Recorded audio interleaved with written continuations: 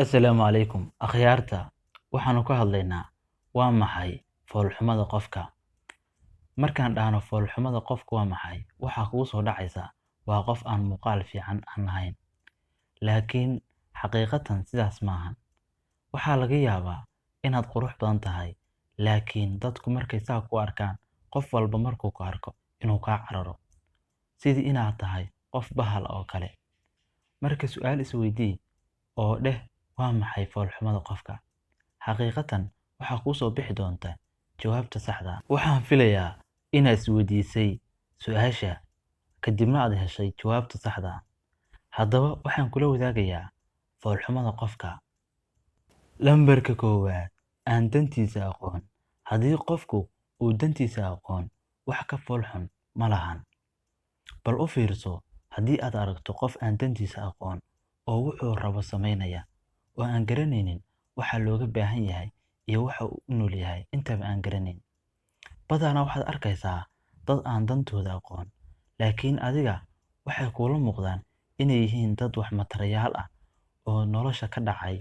Xaqiiqatan qofku hadduu garan waayo dantiisa, ma jirto foolxumo u dhiman. Qof aan garanaynin dantiisa iyo waxa u gudboon waxay la mid tahay qof waalan oo iska nool ama qof aan garanayn muhiimadda uu u nool yahay. Haddaba ogow foolxumada xaqiiqada ah. Lambarka labaad, cabsida Rabbi aan aqoon. Haddii qofku uusan garanaynin cabsida Alle iyo Rabbi subxaanahu wa tacaala waxa uu abuuray, ma jirto foolxumo u dhiman. Haddii aad garan weydo cibaadada Alle ama aad ka tagto wuxuu Rabbi subxaanahu wa tacaala kugu waajib yeelay, run ahaantii dadka oo dhan waxay kuu arkayaan inaad tahay qof foolxun ama qof aysan ka muuqan naxariis iyo nuur intaba aysan ka muuqanin. Badanaa waxaad u muuqanaysaa qof mugdi ah. Marka foolxumada xaqiiqada waxay tahay waa qofka Rabbi subxaanahu wa tacaala cabsidiisa ka taga. Lambarka saddexaad, aan bini'aadantinimada aqoonin.